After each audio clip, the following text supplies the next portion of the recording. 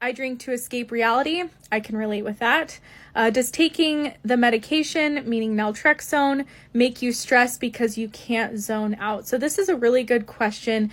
I make videos on here about the medication naltrexone following the Sinclair Method, which is a treatment protocol for alcohol use disorder that really helps people over time regain control over their drinking, reduce how much they're drinking, over time eliminate alcohol cravings, and get to a place where they really feel complete control over their alcohol intake, whether that means they're drinking moderately or they give up drinking without having to white knuckle sobriety and kind of force themselves not to drink. While this medication works amazingly well on a neurological level to reverse alcohol use disorder, which is actually where the addiction resides, what it does not do is teach us new coping tools.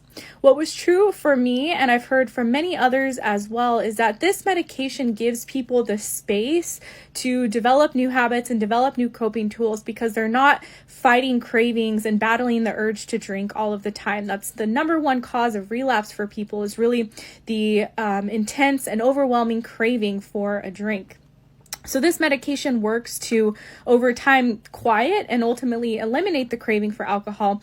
But like I said, it's not going to work to help you develop new coping tools. So if someone starts this treatment and they still want to use alcohol as a coping tool to completely numb out, the medication may work for them, but what's going to happen is they're going to hit a plateau and they're really going to be fighting what the medication does. And a common thing that happens for people who use this medication is they say that they drink through the medication. So the medication is working to give someone an off switch, meaning after a couple of drinks, maybe they don't feel like they want to have more, but they continue to drink anyway because they're really turning to alcohol to numb out and escape.